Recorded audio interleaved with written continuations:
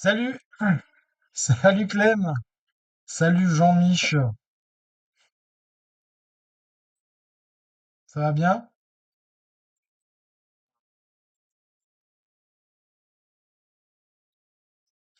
On a nos habituels Léa et Juliette qui sont toujours au taquet. Je pense que c'est nos deux plus grandes fans, on est d'accord?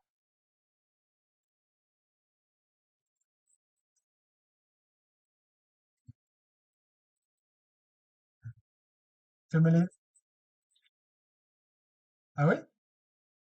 Tu veux dire, il y a des cours de yoga chez ATD?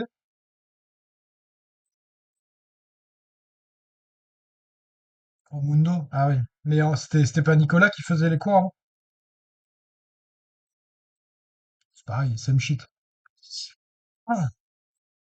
Bref, j'espère que vous allez bien, que vous n'êtes pas en train de fondre ou de suer à max en ce moment, avec ces aléas climatiques qu'on prend dans la tête. Euh,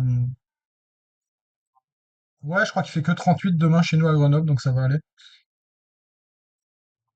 Ouais, c'est une mauvaise année. Ça ira mieux l'an prochain, on reviendra dans la norme. Je comprends, c'est important. Bref, aujourd'hui, nous avons décidé de t'inviter, Jean-Michel, pour parler de la question de la prospective du tourisme. Et comme l'a dit Clem dans un magnifique commentaire, enfin, elle va comprendre ce que tu fais dans la vie. Et ça, c'est quand même assez chouette.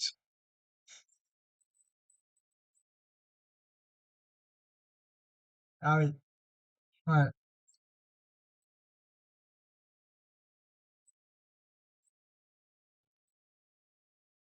c'est vrai.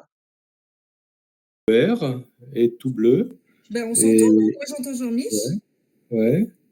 Ouais, mais c'est peut-être parce que j'ai bidouillé des trucs en amont. Maintenant, je pense que ça va marcher.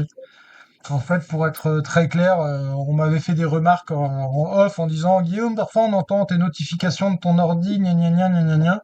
J'ai fait OK, attends, je vais faire des tests, je vais enlever certains Et t'as arrivées de coupé. son. Et en fait, bah, j'ai tout enlevé et donc il y a que moi qui parlais. Vous avez plus de son. Mais maintenant, c'est rétabli, C'est bon. ça marche. Ouais, t'es au taquet sur les nouvelles technologies. Je m'en doutais. Exact. Exactement. Alors, ce qu'on va faire, Jean-Mich, De parce toute façon, que nous, on prend vous des... aviez pas dit grand-chose pour l'instant. En fait, c'est moi qui ai fait une intro, quoi. Ouais. Ouais.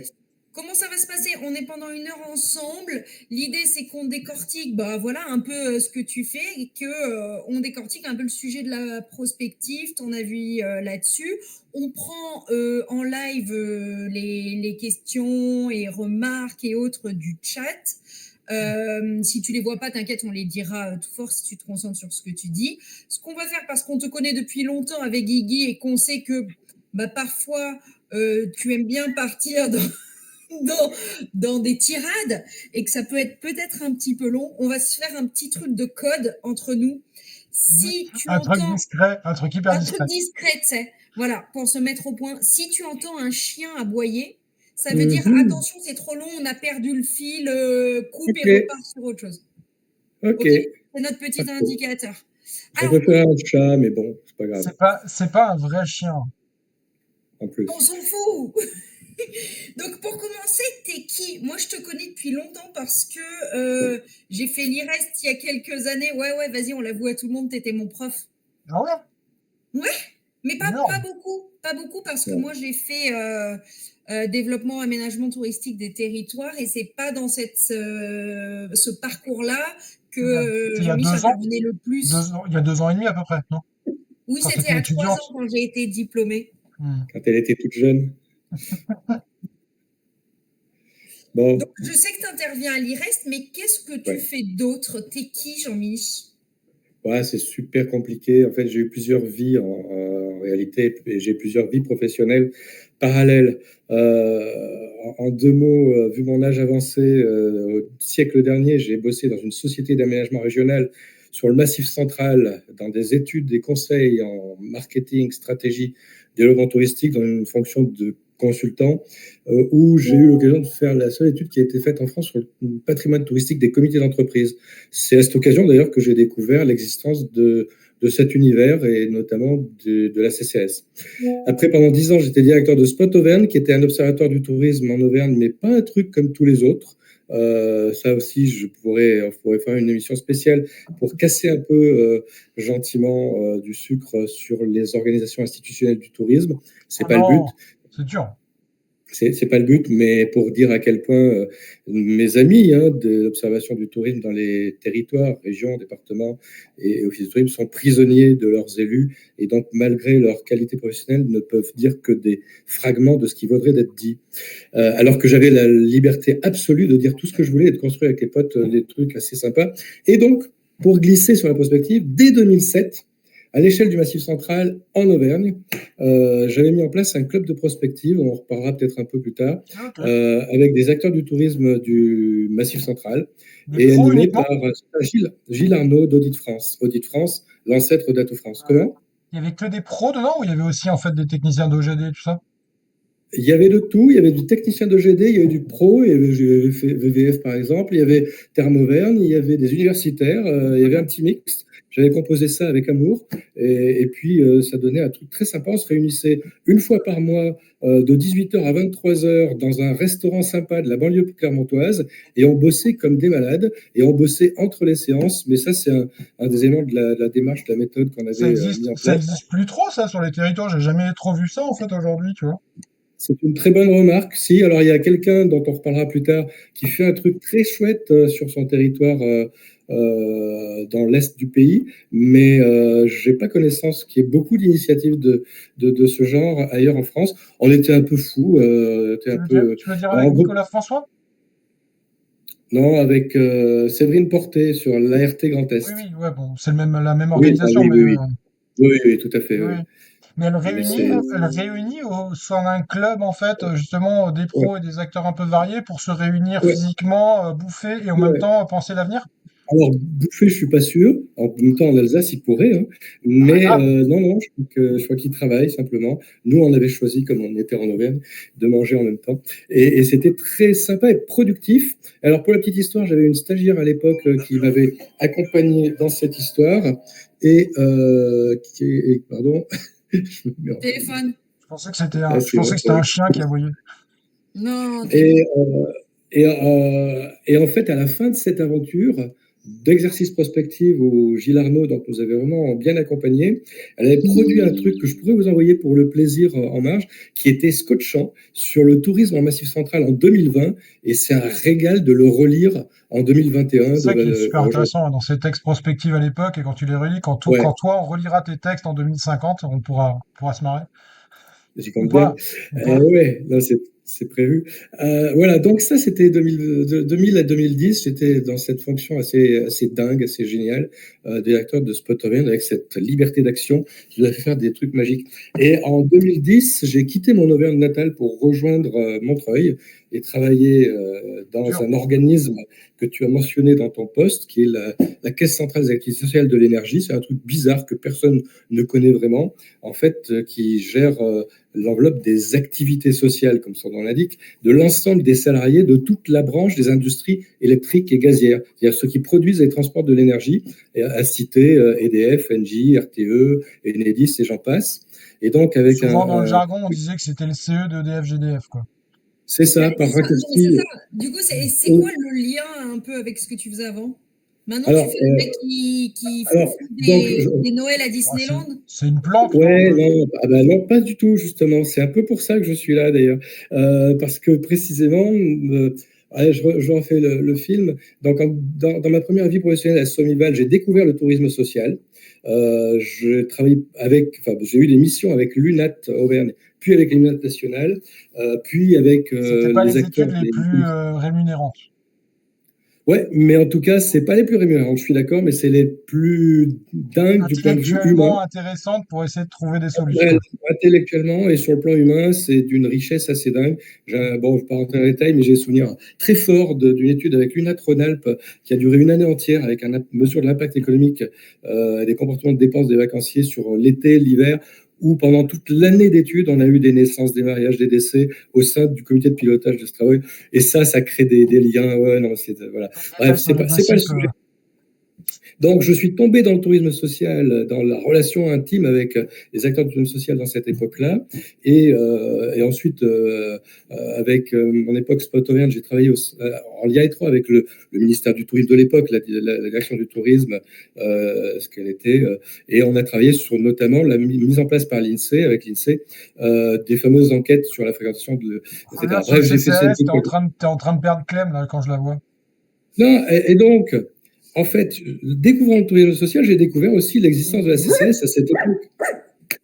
Et c'est comme ça qu'en 2010, quand j'en avais un peu marre d'avoir fait le tour de l'Auvergne observé par le tourisme, j'ai, par un hasard dingue que je ne vais pas raconter ici, eu l'occasion de rejoindre la CCS pour gérer pendant 8 ans la direction vacances, c'est-à-dire la direction qui s'occupe de faire partir, d'accueillir 400 000 bénéficiaires dans les villages de vacances, 25 000 gamins en colonie de vacances, puisque la CCS est de loin, même de très loin, un des gros acteurs du tourisme social en France, aussi le principal client de la plupart des acteurs du tourisme social, etc. Donc ça, c'est l'histoire. Ça, tu l'as fait pendant 8 ans, et après, t'as switché sur un espèce de poste chelou hybride prospective. C'est ça.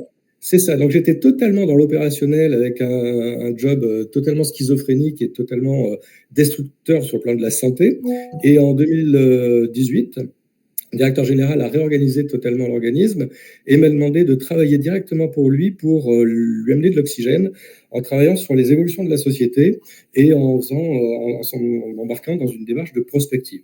Donc à ce moment-là de la partie, je lui dis OK, super idée, moi ça m'intéresse énormément pour voir comment faire évoluer les activités sociales en général et fournir à notre conseil d'administration des éléments d'inspiration, puisque je l'ai pas dit, mais la CCS c'est pas que les vacances, c'est aussi la culture.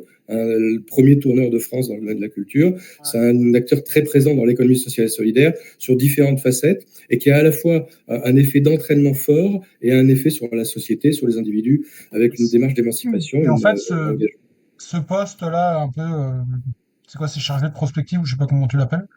Moi, je l'appelle pas. Ouais. Mais c'est toi qui l'as construit un peu, en fait, ce poste. Ouais. T'as dit, ouais, attends, je vais faire un peu de recherche et développement pour vous nourrir un peu intellectuellement et vous amener un peu une évolution après de la stratégie un peu du CCS sur la partie Non, voyage. de là, non, le directeur général avait vu mon mode de fonctionnement en tant que directeur de vacances et avait vu que cette approche-là m'intéressait sur l'évolution de la société. Donc, c'est lui qui m'a proposé directement cette mission parmi d'autres, parce que j'ai d'autres missions. Je ne suis pas 100% sur ce seul sujet, malheureusement. Enfin, malheureusement non, parce que ce que je fais par ailleurs est aussi assez exaltant. Donc, c'est là-dessus que j'ai demandé à ce qu'on rejoigne Futurible International. Donc, la CCS est membre de Futurible International, qui est le think tank de référence en France, historiquement, depuis les années 50, sur tous les travaux de prospective. Donc, pour moi, très modestement, j'ai totalement découvert les arcanes de la prospective, de quoi il s'agit, ce que ça n'est pas, ce que c'est. J'ai baigné dans un bain de type, j'étais un nain au milieu de personnes qui sont des responsables de direction prospective des grandes entreprises et des grands ministères français. Donc ça, c'est fascinant. Et ça m'a permis... Parce que Futurible, en fait, ils font quoi exactement? Tu dis que c'est un think tank, mais en gros, c'est pareil, ils réunissent un peu, en fait, des gens pour... je sais pas, tu vois, ils réunissent des gens sur des thématiques ou des membres ou des adhérents. Je sais pas ce que c'est d'ailleurs. C'est quoi le modèle économique de Futurible? C'est une boîte, c'est une asso, c'est une coopérative, Non, c'est une association. Donc on est membre de l'association et par ailleurs ils produisent des études, ils produisent des travaux, ils peuvent j'ai reçu quelques bouquins là-dessus parfois parce que je sais pas, soit ils m'avaient participé, soit parce que je l'ai acheté parce que je trouvais ça cool, mais. Ils peuvent prester et notamment tous les 2 ans, ils publient un bouquin assez remarquable de projection dans l'avenir le plus lointain, à 50 ans, qui est le fruit d'un travail collaboratif collectif. Et entre-temps, alors il y a à la fois, alors c'est un lieu de formation aussi, ils délivrent des formations, ils organisent des réunions sur des thématiques lambda, ils ont des invités souvent prestigieux autour de tel ou tel sujet. Alors, il y a zéro, nada, rien sur le tourisme. Hein. Et du coup, moi, j'en ai fait un peu Mais t'as peut-être des trucs sur la mobilité internationale, des trucs comme ça, sur lesquels, un peu comme il y Tout à a fait. Un peu comme il y avait avec le Shift, tu vois, sur le Shift Project, Tout à ils fait, n'avaient pas tout forcément à fait le fait, voyage, mais ils avaient fait la mobilité long courrier, ou je tout sais à pas comment fait. ils l'avaient Et, appelé, dans et, lequel et, s'insère au final la question du tourisme, quoi. Exactement, d'autant que sont participatifs à ces travaux-là la SNCF. Michelin, j'ai d'excellents, voilà, il y a des travaux très avancés en prospective chez Michelin au niveau international avec d'autres entreprises internationales. Donc voilà, c'est un bouillonnement d'ancrage sur différentes thématiques. Et effectivement, j'ai eu l'occasion il y a quelques années de travailler avec eux sur les questions de mobilité. Futurib, c'est Donc, pas un truc qui est biaisé. Futur...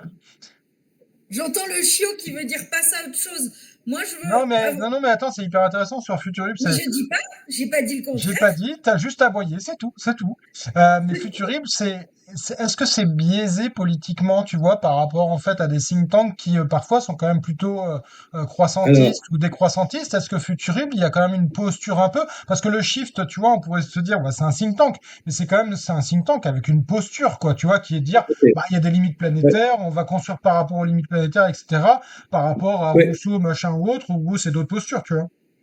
Excellente question.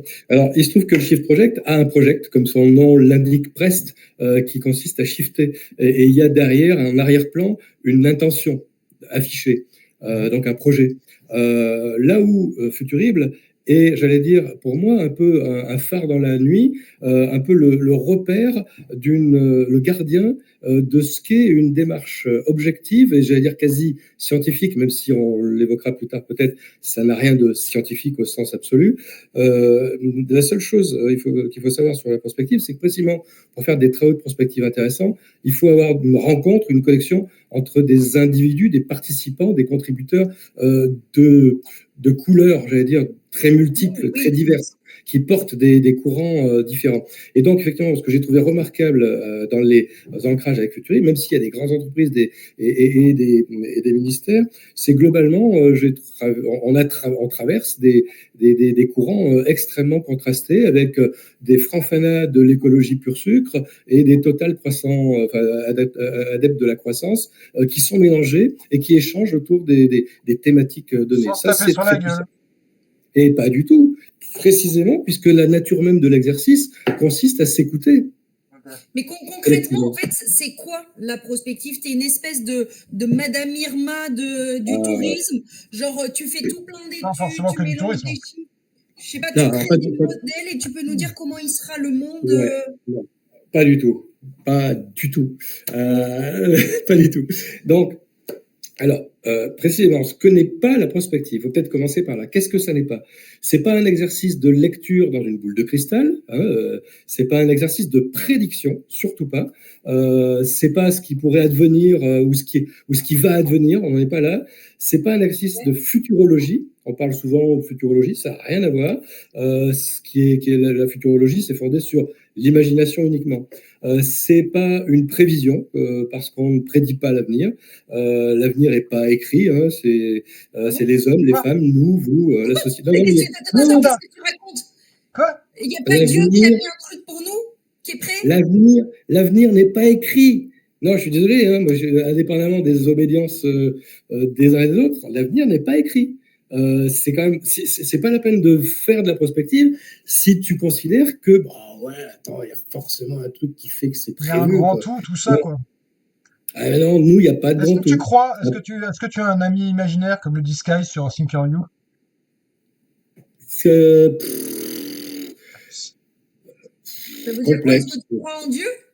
Bah oui, c'est ça, c'est Non, la question que Sky non, il pose toujours en fait à ses interviewés en fait sur Thinker You. Il pose toujours cette question-là. non, moi, si tu veux, Je fais une j'appartiens à boutade, t'es la pas obligé famille de des gens répondre, qui doutent. Jean-Mich. Non, mais je doute. Moi, je suis dans le doute. C'est-à-dire que Très bien. moi, je m'interdis rien. Tout est possible et réciproquement. Moi, j'aimerais Euh, bien. Je trouve que ça doit être plus facile quand même pour comprendre le monde, tu vois? ouais, mais c'est pas le cas. On va changer de Et sujet. heureusement que c'est pas le cas, parce que sinon on ferait pas de prospective, si tu veux. Parce que C'est précisément, vrai. c'est pas un exercice Bah de oui. prévision de l'avenir, c'est un exercice de préparation de l'avenir. Ce qui veut dire que tu dois avoir conscience que tu as la capacité d'agir sur cet avenir. Le tout, c'est de savoir quels sont tes degrés d'action, ta capacité d'agir, justement. La semaine dernière, tu avais un type remarquable invité dans votre petite session qui a fait part de son Votre truc, ouais. intention. Comment? Non, vas-y. Le truc, Je vous invite à revisiter le Twitch de la semaine dernière ouais, avec Guillaume. je vais le mettre sur YouTube juste après, comme ça, je l'ai enregistré, tu Non, vois. non, mais bah, Qu'est-ce qu'il disait tout de à l'heure, bien, Guillaume? Guillaume Jouffre, pour ceux qui n'ont pas suivi, CEO ouais, de Gringo, et pas We Go qui vaut, Greener, hein, Clem. ouais, carrément. Et qui vaut vraiment d'être connu parce que bon, vous verrez le bonhomme. Moi, j'avoue que Non, mais ça attends, fait. en vrai, je C'est sais bien. qu'il n'est pas Wigo Greener, je sais ce que c'est la prospective, c'est genre une espèce de personnage qui vient Ouais, créer un peu de débat, nanana, tu vois. Non, mais je ouais. précise au cas où les gens se disent Guillaume, il a ramené sa pote teubée, ils font une émission ensemble, tu vois.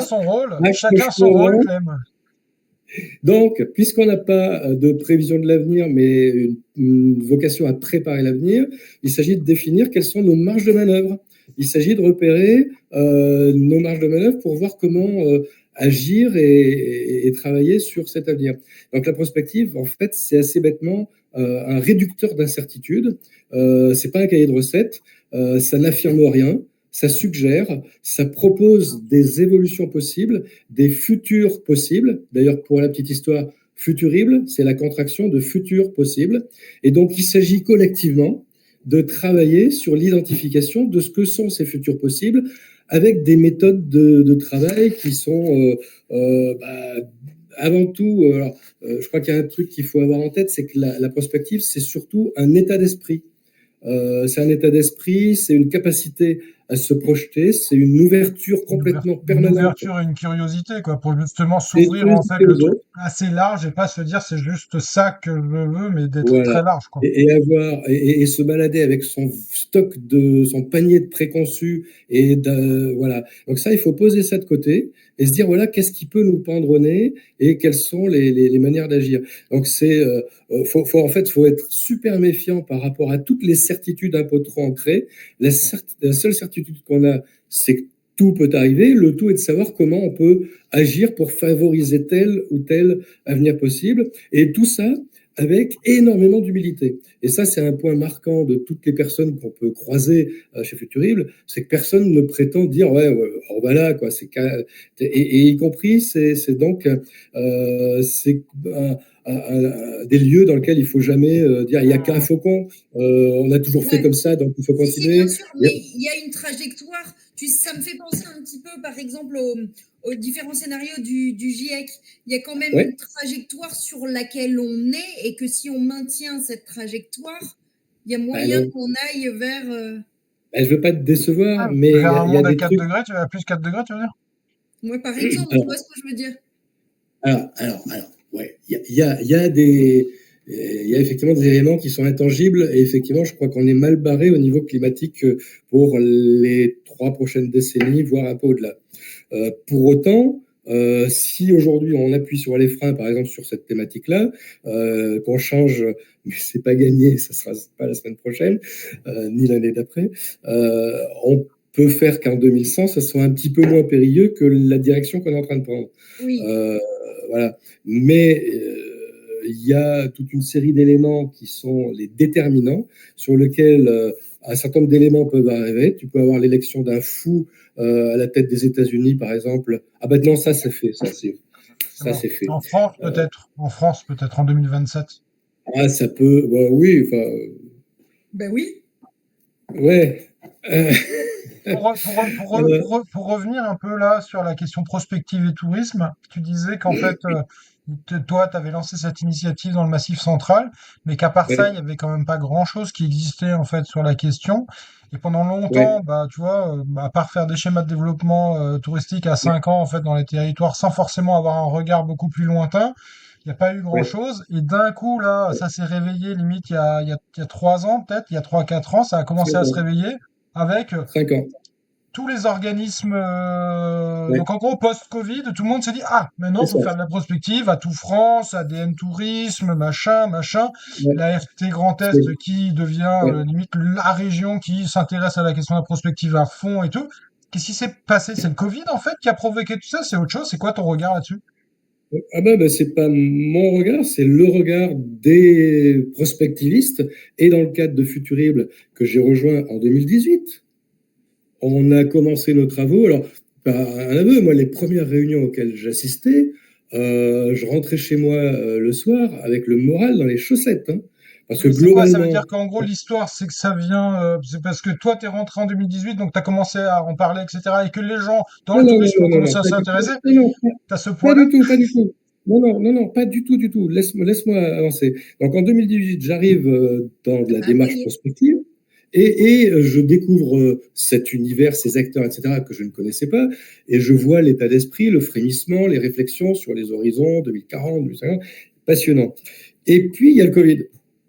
Il y a le Covid, et là, au lendemain du Covid, lorsque nous nous sommes retrouvés entre gens de prospective au sein de Futurible ou d'autres cercles auxquels j'appartiens également, l'Association française de prospective et d'autres, on a tous constaté ce même phénomène qui n'a pas concerné que le tourisme, c'est-à-dire qu'à peu près partout, dans tous les secteurs d'activité, on a vu émerger au lendemain du Covid des interpellations multiples en disant mais où est-ce qu'on va et quel est l'avenir? Et donc la prospective est devenue un thème très à la mode, très tendance dans les années 2021, 2022, 2023, partout, et notamment dans le domaine du tourisme.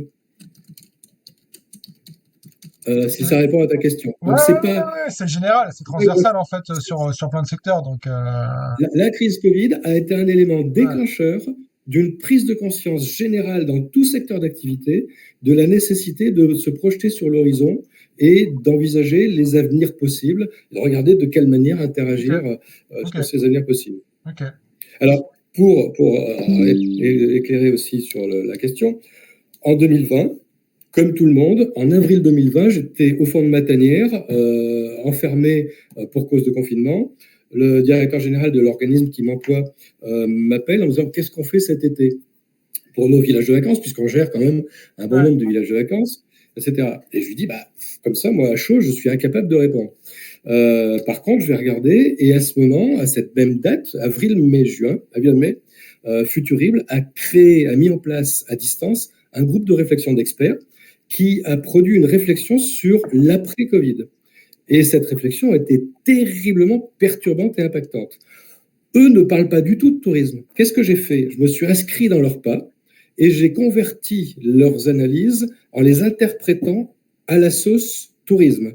Et donc, j'ai publié chez Futurible un document que vous pouvez trouver sur mon LinkedIn, d'ailleurs, qui est accessible, sur le tourisme post-Covid, qui était génial. Enfin, je pense que c'est moi qui l'ai fait, d'une part, et parce que, fin mai, non, mais ce qui était génial, c'est que ça m'a bousculé. Alors, j'ai appris à cette occasion, parce que j'ai été un peu coaché par les équipes de Futurible qui m'ont dit, non, ouais, mais faut que tu pousses un peu les curseurs, parce que j'étais trop lisse dans mon ouais. analyse Oui, sur parce des que scénarios le futurs. but de la prospective, c'est un peu, en fait, justement, d'être pas juste dans une forme de continuité, parce que sinon, ça éclate pas, en fait, la question un peu des imaginaires et des possibles, quoi.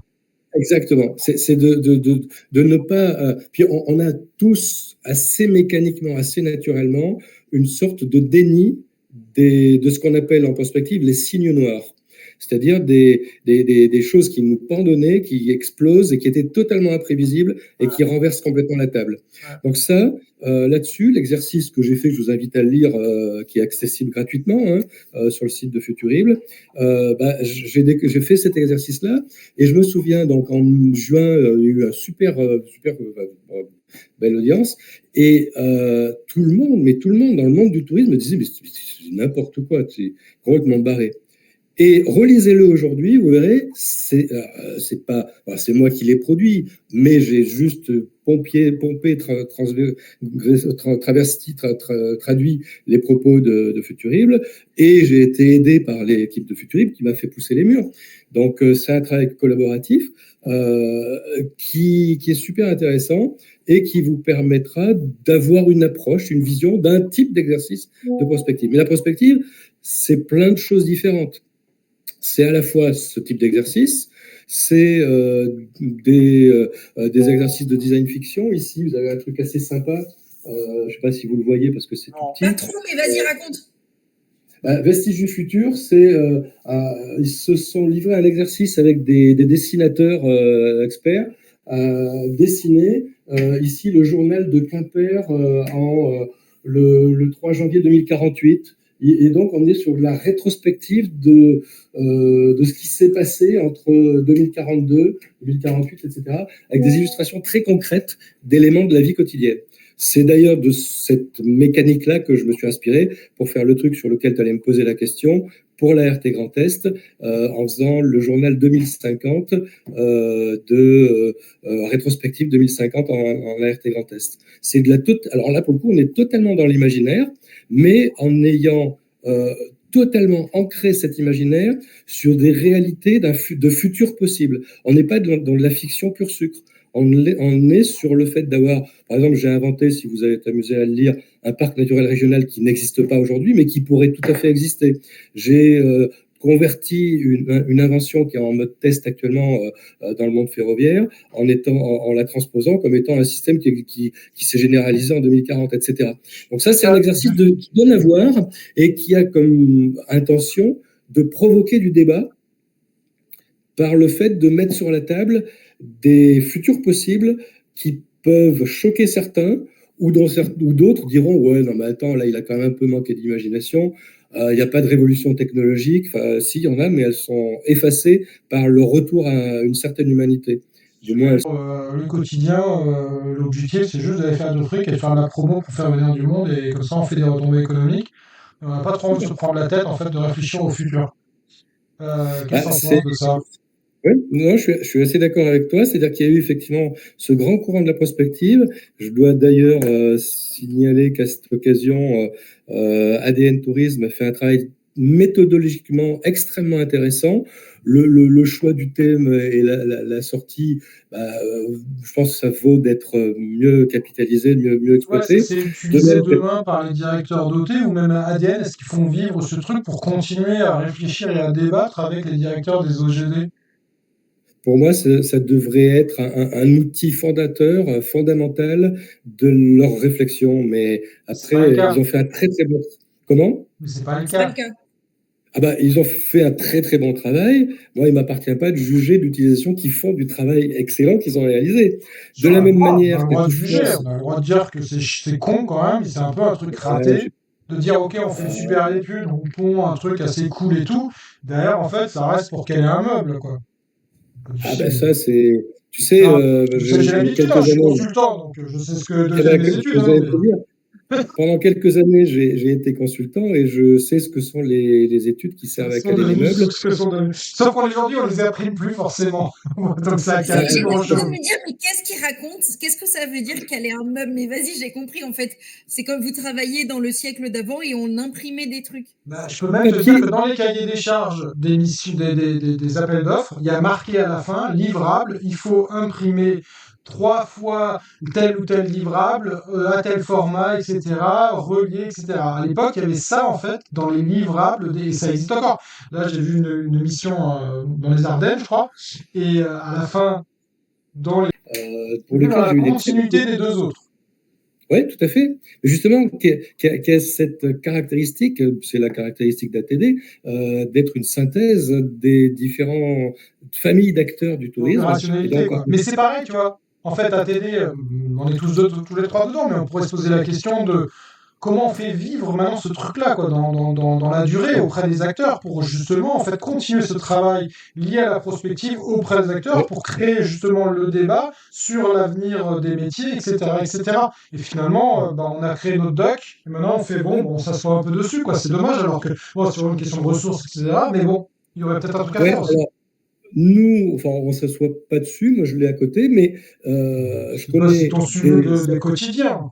Non, non, non, non. Je connais des acteurs du tourisme qui, eux, sont les pieds dans la glaise et le nez dans le guidon, qui ont trouvé ce document extrêmement intéressant et qui en font, alors, non pas leur livre de chevet, mais qui en ont pris dans le document des éléments de construction de leurs travaux futurs. Donc, je trouve que ça a plutôt de l'allure. Enfin, j'avoue que moi, j'étais surpris parce que, à titre tout à fait personnel, j'étais très frustré par le produit final qu'on a réalisé, en me disant c'est dommage qu'on n'ait pas été un cran plus loin. Et donc, effectivement, Paris tenu, on peut essayer un jour de trouver le temps d'aller un cran plus loin que ce document-là. Et en tout état de cause, je crois qu'on a, peut-être chez ATD, mais pas seulement, le devoir d'insuffler auprès des acteurs du tourisme en général cet appel à la réflexion, parce que quand on prend une décision, c'est le sens du cours que je donne aux étudiants à l'IREST. Alors, quand on prend une décision, on doit l'appuyer sur des éléments objectifs. Ça veut dire qu'il faut avoir une observation. Ça veut dire qu'il faut avoir une veille, parce que le premier élément d'une démarche de prospective, c'est d'avoir une démarche de veille, une démarche de diagnostic, une démarche de réflexion sur soi-même, enfin, soi-même, son territoire, son entreprise, etc., son univers de référence, avant d'imaginer, enfin, de repérer quels sont les différents paramètres qui influencent l'avenir de ton activité. Et si tu te dis, bah, demain, je vais faire ça, mais que tu ne te poses pas en même temps la question de ce que sont les éléments qui peuvent influencer sur ton activité, bah, tu passes à côté. Donc, je pense qu'il est vital pour tout élu de territoire, pour tout chef d'entreprise, pour tout acteur du tourisme, de s'asseoir pendant 1 heure autour d'une table et de lire des documents qu'il va trouver peut-être abstraits au départ et dans lequel il va se dire, ah ouais, alors attends, ok, changement climatique, mais moi, ça ne me concerne pas. Géopolitique, ça me concerne. Ah ouais, peut-être quand même un peu, etc. Et après, on l'embarque dans le fait de dire, mais traduis ça dans les conséquences que ça va avoir dans ton univers. Et vois comment toi, tu dois prendre dès aujourd'hui des mesures, des décisions pour adapter, anticiper et réagir. Tu nous parles un peu de ce qui se passe au sein de la RT Grand Est là, parce qu'en fait, on a l'impression que c'est quand même l'agence régionale du tourisme la plus dynamique sur ces questions de prospective. C'est quoi un peu pourquoi? Qu'est-ce qui s'est passé dans le Grand Est pour prendre ce sujet à bras-le-corps et d'en faire des trucs? Comment toi tu t'es impliqué en fait dans ce truc-là justement? Moi aussi ils m'ont interrogé à un moment donné. Et comment ils le font vivre aussi justement aussi après? Est-ce que d'ailleurs tu sais s'il y a des choses ou pas? Alors, tu dois avoir le même niveau d'information que moi, puisqu'en fait, ils sont venus me chercher comme ils sont venus te chercher. Alors moi, j'avais croisé effectivement à Futurible, ils étaient présents, et Futurible a travaillé un peu avec eux. Et Séverine, je l'ai mobilisé sur une publication que j'ai fait avec un copain l'année dernière, d'ailleurs, qui traite de prospective et tourisme, une publication universitaire d'économie du développement, qui ne traite pas du tout de tourisme habituellement. Ferme cette parenthèse, continue avec Séverine. Et donc, je suis allé chercher Séverine, et donc, ta question me pose un problème, parce que, alors, je connais pas l'histoire, la genèse, pourquoi la RT Grand Est s'est mis à faire de la prospective, et j'ai des éléments de réponse que je peux pas donner ici. Son poste à Séverine, il est complètement dédié à ce sujet-là, ou à un autre sujet, et elle a pris le sujet de la prospective, tu sais? Il est dédié à ce sujet-là, et Ce qui il est est unique compliqué à au final dans tenir. les CRT, j'ai vu ça nulle part ailleurs. Oui, mais justement, il est compliqué à tenir. C'est là où je disais tout à l'heure, en faisant une allusion doucereuse à mon époque Scott-Auvergne, en parlant des CRT et de la manière dont ils travaillent sur l'observation, et la prospective n'est qu'un dérivé. Donc, je peux pas aller bien plus loin sur ce terrain-là. Ok. Toi, mais qu'est-ce que tu as fait exactement? Tu peux nous parler justement, parce que tu as écrit toute une vision un peu mensualisée du tourisme en 2050 en fait dans la région Grand Est avec plein d'histoires comme ça. Tu peux nous raconter un peu comment justement tu as construit cette réflexion-là? J'avais mis le lien justement sur LinkedIn pour que vous regardiez ça. Comment tu as construit ce truc-là? C'est quoi l'objectif pour toi? T'es parti de quelle vision? Je sens qu'il y a plein d'éléments repris par les scénarios un peu ADN et surtout Atout France, OnePoint et tout ça. C'est ça? Alors, l'histoire, c'est que Séverine est venue me chercher ainsi que d'autres, Julie Reg, comment il s'appelle, Rémi Knafou, Thierry Montalieu et Norbert Crozier. Donc, elle nous a réunis à Paris un jour pour qu'on phosphore sur une vision du tourisme Grand Est 2050. Et là-dessus, à cette occasion-là, elle nous a interviewés les uns les autres autour de questions qu'elle nous a posées. Et puis, à la suite de ça, elle nous a prévenu qu'on allait avoir, d'une part, à répondre à un certain nombre de questions, donc un entretien plus développé, que vous pourrez trouver, je vais vous copier-coller le lien, qui est assez intéressant. Elle avait fait le même exercice l'an dernier, et dans lequel je livre ma vision souhaitée d'un tourisme 2050. Donc, c'est une version souhaitée. On n'est pas dans de la prospective, on est dans une réflexion personnelle sur un futur souhaité. Attention à la différence. C'est en fait les préconisations, quoi. C'est ça, c'est un peu ça. Donc, une vision plus frugale que technosolutionniste, quoi. C'est ça. Et après, elle nous a demandé à tous les 5 de nous livrer un exercice qui était de produire un article rédigé en 2050. Et donc, moi, dans un élan de petit délire, je me suis dit, tiens, au lieu de faire un article, comme j'avais pas mal d'idées, j'ai dit, je vais faire un récap de l'année 2050 en mettant des pastilles qui permettent de couvrir toute la région Grand Est avec les différents territoires et en m'amusant à regarder comment pouvait évoluer chacun de ces secteurs au regard, effectivement, d'un mixte des scénarios. Alors, j'ai principalement pris Atout France, pour être honnête, et que j'ai mixé un peu en livrant. Alors, amusez-vous à lire l'ensemble, si vous en avez le temps, de ce qu'a dit Julie, de ce qu'a dit Thierry. Julie, moi, oui. Voilà, lisez les 4 autres témoignages, et en fait, dans mes pastilles, vous retrouverez des allusions et des références à des intentions évoquées par les uns et les autres, à qui j'ai donné corps avec une traduction très concrète sur le terrain. Oui, parce que les autres sont beaucoup moins dans la prose un peu futuriste et tout ça. Ils sont plus sur, en gros, voilà ce qu'on peut imaginer comme solution en fait en 2050 qui existerait comme des financements par le tourisme des espaces naturels protégés ou je sais plus quoi, ou des trucs comme ça, qui sont plus des trucs un peu. C'est moi tu racontes l'histoire de qu'est-ce que vous allez faire finalement dans le territoire. Oui, mais ce qui est important, si tu veux, c'est de se dire, à partir d'un exercice comme celui-ci, on a une vision de 2050 et on fait jouer le rétroviseur. Mais comment on y va? Comment est-ce qu'on va de la situation présente à la situation qui est décrite dans l'article lambda? Et donc, à partir de là, tu construis ton action et ta réflexion politique et stratégique pour dire quels sont les leviers à actionner pour qu'on aille plutôt dans cette direction, si elle nous paraît souhaitable et sympa, au lieu de telle autre direction. Là, en gros, pour faire le lien en fait avec finalement la question de l'ambition politique en matière de développement touristique sur un territoire, il faudrait qu'en fait les élus à un moment donné se saisissent en fait de l'ensemble de ces histoires, de ces visions, de ce travail de prospectif pour se dire à horizon 2040 ou 2050, c'est ça qu'on voudrait en fait nous pour notre territoire. Et après, c'est dire notre schéma de développement touristique sur les 5 prochaines années, voilà le premier palier à faire pour atteindre petit à petit en fait notre cap horizon lointain. C'est exactement ça. Et si on en avait la commande, moi il y a un truc, après c'est bénévole, tout ça, il y a un truc que je trouvais intéressant. T'es vraiment pas un capitaliste, toi. Ah non, ça c'est tout le contraire de Guillaume Jouffre. Non mais ouais, je suis comme Guillaume, c'est clair que là-dessus on est sur les mêmes. Alors, Guillaume, il a dit quand même qu'il a quand même un petit objectif financier clair et net. C'est normal. Il a un peu savoir, en vrai, c'était pas comme j'imaginais. Non, c'est pas sa priorité, vraiment. Mais il doit avoir une petite dissonance sur tout ça, je crois.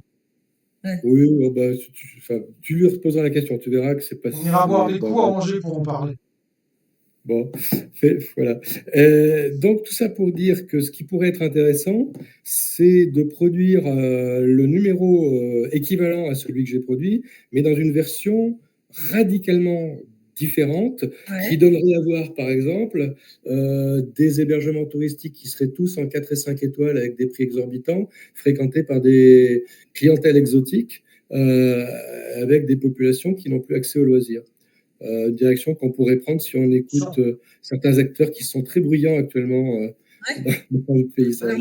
Ça nous fait le lien un peu avec ce que un certain Vivant P nous a envoyé hier sur LinkedIn. Exactement. Tu n'es pas au courant, Clem, tu n'es pas dans la boucle. Non, racontez-moi, je ne sais pas c'est quoi ça. Jean, il nous a envoyé un texte où il explique que le 7 ou le 8 juillet ou le 3 juillet, je ne sais plus, c'est quoi la date? Il y a un colloque au Sénat qui va s'intituler 100 millions de touristes, 100 milliards de retombées économiques.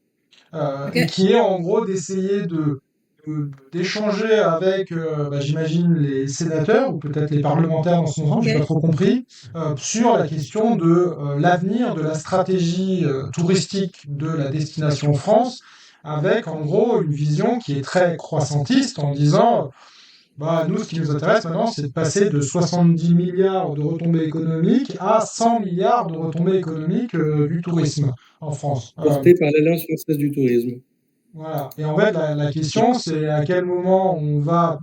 Est-ce qu'en fait, l'objectif, c'est juste, on cherche toujours plus de touristes internationaux qui vont avoir une consommation XXL en termes de panier moyen, type les Saoudiens, les Américains, etc., etc. Ou est-ce que, et c'est la proposition de Jean, de dire arrêtons ces conneries à un moment donné et essayons d'aller chercher plutôt de la croissance par d'avoir plus de tourisme français, tourisme intérieur en fait en France pour faire en sorte qu'on récupère un peu des milliards de retombées, mais par en fait une augmentation du nombre de Français qui partent en vacances chaque année. Et là-dessus, je rajoute, oui, de la question de la stratégie nationale bas carbone et de l'alignement de la stratégie nationale bas carbone avec l'ambition de la France en matière de développement touristique. Et en gros, il y aura ce débat ou je sais pas, cette discussion au Sénat début juillet, et donc il a demandé à acteurs du tourisme durable, est-ce qu'en fait vous voulez pas porter ce texte pour dire à un moment donné, arrêtons un peu les conneries sur la question de la croissance par les marchés internationaux, et commençons en fait à porter d'autres regards qui sont quand même beaucoup plus logiques, légitimes, responsables, éthiques et tout ce que tu veux, par du tourisme intérieur, par l'augmentation de la durée moyenne de séjour, par d'autres conneries que la question du tourisme international carboné et machin. Et donc, comme je n'ai pas de chien à disposition, je m'insère dans la discussion pour préciser que tout ce que tu viens de dire et tout ce que dit Jean Pinard, bien évidemment, à titre personnel, j'y souscris, mais si je quitte ma casquette personnelle et que je prenne la casquette de prospective, qui est celle pour laquelle tu m'invites aujourd'hui, je me dis que ce serait bigrement intéressant de se livrer à un petit exercice qui consisterait à mettre sous le nez des sénateurs ce que serait la France touristique 2035 si on écoute les gens de l'Alliance française du tourisme. Ouais, c'est l'Alliance française du tourisme qui organise ce truc. Exactement. C'est-à-dire qu'on aurait une hyper concentration de méga ressources avec distribution de dividendes majeurs sur un panier de grands industriels du tourisme, que dans le même temps, on aurait une hyper gentrification des côtes littorales françaises qui deviendraient de ce fait relativement inaccessibles. Et des montagnes avec une forte altitude où tu aurais pareil que du Megève, Chamonix, etc., sur lequel tu aurais de la clientèle UP. Et tous les gens qui veulent se loger, ils iront dans les autres vallées où il n'y a pas de station UP. Avec un risque significatif d'une diminution non neutre du taux de départ en vacances des Français. Et non une augmentation forte du bilan carbone du tourisme en France. Et une augmentation forte du bilan carbone, une augmentation des coûts de la sécurité sociale pour dépression par manque de... non, mais j'insiste un peu, je l'évoque dans... oui, lié en fait au rôle social et moral et mental du tourisme. Tout à fait. Et ça, je pense qu'on est malheureusement aujourd'hui, quand tout à l'heure tu disais, ouais, il y a Trump aux États-Unis et tu verras dans 2 ans. Je crois qu'aujourd'hui, déjà, il y a 2-3 bricoles qui vont pas du tout. Et sur lequel moi, l'idée, c'est pas de convaincre, c'est d'éclairer. Et donc, éclairer plutôt que convaincre, ça pourrait être la formule magique que je vous invite à retenir. Au lieu de leur marteler sur la tête, non, faut pas faire ça. Moi, je suis d'avis d'utiliser la prospective pour leur dire, les amis, si vous choisissez cette option, AFT, voilà où on est en 2035. C'est ça que vous voulez ?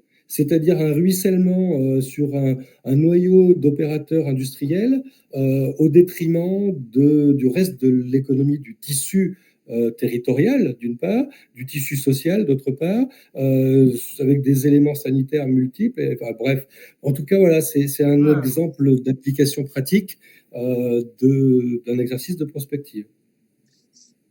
Donc, non, mais c'est clair que ce serait en fait un exercice qui serait super malin pour justement montrer toutes les limites en fait de cette proposition.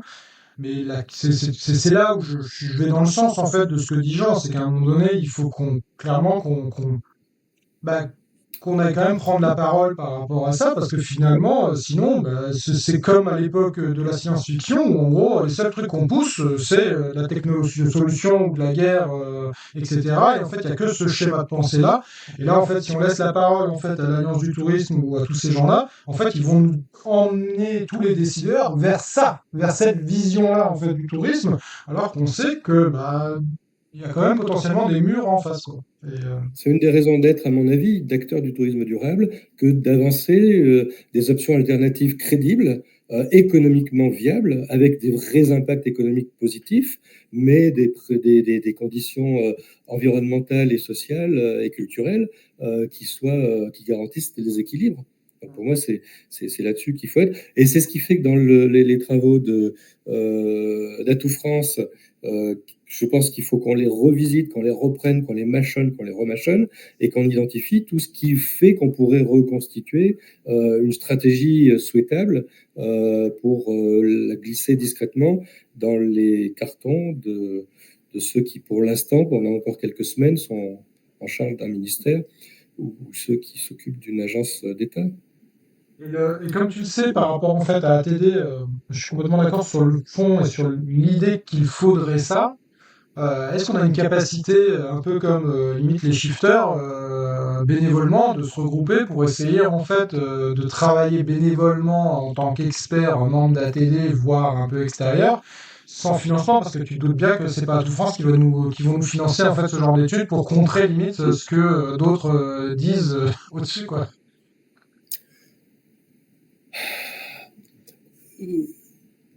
Je suis curieux de savoir ce que deviendront les travaux prospectifs d'Atout France. Est-ce que il y aura une intention de leur donner une suite ou pas? Pour moi, c'est là que ça peut se jouer, c'est-à-dire sur une approche vraiment objective, vraiment rationnelle. Et j'aime bien ta question dans l'échange avec Jean. Quid de la cohérence par rapport à la stratégie nationale bas carbone? C'est par des éléments objectifs. On n'est pas sur des dogmes. On n'est pas sur des dogmes, on est sur des éléments factuels, objectifs. Que eux-mêmes ont signé, que l'État a signé à un moment donné, bah, ils se Oui, sont engagés sur un truc à un moment donné, et en fait c'est pas aligné. Donc après c'est soit on s'aligne et on fait pareil que la SNBC, donc on réduit de 5% par an les émissions du tourisme jusqu'en 2040, ou est-ce que derrière en fait on va dealer avec d'autres secteurs d'activité pour dire ok, le tourisme c'est hyper important, la paix dans le monde, tout ça, gna gna gna gna gna, donc l'agriculture, vous accélérez plus vite que nous. Voilà. Donc, c'est une petite illustration. Voilà. Après, la prospective, c'est pas. Enfin, là, j'ai un peu triché parce que quand j'évoque le fait d'utiliser la prospective pour leur mettre sous le nez les effets bon, c'est un peu biaisé. Mais je pense qu'on peut. Moi, je suis de ceux qui invitent Atout France à reprendre très vite les travaux de l'an dernier, à les actualiser et à les faire vivre en étant des outils d'animation, de débat dans les territoires, avec Atout France, mais aussi avec ATD et avec d'autres, pour dire, bon, dans quelle direction on veut aller. Et pour moi, c'est à partir de là qu'on pourra avoir une inflexion sur des politiques publiques, à supposer qu'un jour, on ait enfin en France une stratégie du tourisme, ce qui n'est pas exactement le cas aujourd'hui. Mais pour avoir une Je m'étais stratégie, fait allumer une fois quand j'avais posé cette question à Atout France, genre, mais on n'a toujours pas de stratégie touristique en France, et je m'étais fait allumer. bah, écoute, je suis désolé, tu as un document d'une stratégie Non, tourisme. justement, c'est ce que je disais, ok, mais donnez-moi le document, envoyez-le moi, je l'ai jamais lu. Et en fait, ils Et, étaient en et mode, ah, mais si, bien sûr, ah, gna gna gna. J'ai dit, mais c'est pas, j'ai rien, Et, j'ai donné à envoyer le PDF ou le et fichier en même, papier, enfin, je sais et en pas. même temps, et en même temps, c'est logique pour avoir une stratégie. Il faut avoir un point de départ, une observation, il faut avoir Ouais. une veille sur ce qui se passe autour, et il faut avoir un exercice de prospective. Et la prospective est au service de la construction d'une stratégie. Ouais. Voilà, pour essayer de Donc en boucler fait, la on boucle va à attendre la nouvelle direction d'Atout France pour voir un peu ce que ça Ouais, raconte sur la place de la prospective dans le futur rôle d'Atout France avec la nouvelle direction, quoi. exactement, et tout dépend le casting et comment il sera orchestré. Ce sera peut-être Jean Pinard. Et là, j'essaye d'avoir ma boule de cristal, mais elle me dit rien du tout. Hein. Ouais, moi non plus. Moi, j'avais trouvé quelqu'un. Ah ouais? Ouais. Manuel Valls. Ah oui, c'est vrai, t'avais tagué Manuel Valls sur le post d'Atout France. T'avais eu Donc, j'y ai- t'avais eu des réponses sur ton commentaire ou pas? Non, il m'apparaît, mais Jean-Mich et d'autres ont rigolé. T'imagines, il y a Christian Mantéi qui te répond et qui fait, ouais, bonne idée. Ce serait Ça aurait été mais magique, tu sais, j'imagine comme qu'on petite rose. pouvait en fait, je pense qu'on peut faire ça assez fréquemment avec Emmanuel Valls sur des trucs. Je m'étais pas rendu Bah, compte ça de ça. marche avec tout, C'est hein. hyper drôle. Ça Mais oui, marche avec tout. c'est Ouais. pour ça. Je Et pense qu'on dans peut tous les partir pays, sur et une dans tous les technologie pays en là-dessus. plus. Mais grave. Juste, il nous reste à peu près 2 minutes parce qu'après, il faut que j'aille préparer à manger. Vu que tu On as a fait une copine. un peu ce travail imaginatif dans l'Est, si en impro comme ça, tu pouvais allier et ton expertise prospective et un peu ton imagination, ça ressemblerait à quoi le tourisme en France dans 25, 50 ans? C'est pas pareil. Justement, il y a Ah, 2 questions. 25 ou 50? En vrai, moi, je trouverais ça plus drôle 50. On sera 25, c'est plus. trop rapide. Ouais, On non, mais sera, non, alors, tiens, ça c'est une vraie on sera question. des vieux Quand on parle de croutons dans prospective, il faut 50 ans. définir, ouais, On il faut se sera mort en définir sur plus. un horizon temporel. Et c'est vrai qu'un horizon trop lointain, on décroche parce qu'on n'a pas la prise. 25 ans, c'est pas mal comme Bon, allez, timing. 25, vas-y. Bon, bah, alors 25. écoute, dans ce cas, Il n'y a que je des sais pas pourquoi. riches? Alors, il y a un risque majeur, non, il y a un risque majeur qu'effectivement le tourisme devienne une affaire de riches.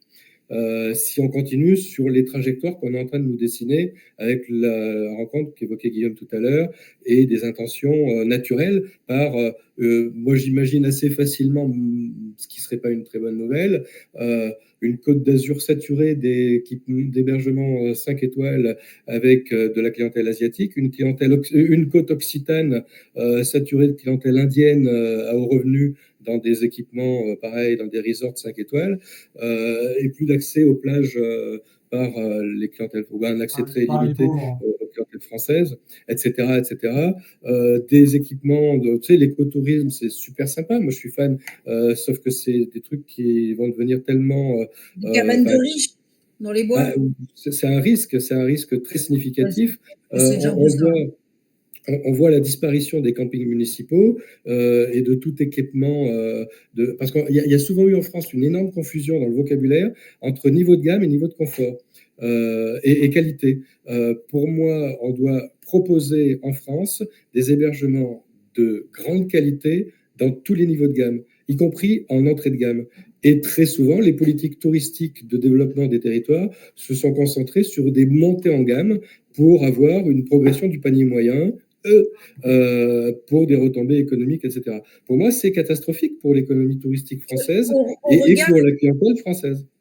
Au regard des nombres de jours à plus de 35 degrés qui vont croître beaucoup dans le sud, tu as parlé de la Côte d'Azur, tu as parlé de l'Occitanie, est-ce qu'on peut imaginer qu'en fait les touristes, ils en auront ras le cul en 2050, ils vont pas aller l'été dans des endroits où tu peux pas sortir de la clim et tu peux pas aller à la plage en fait pendant toute la journée, quoi?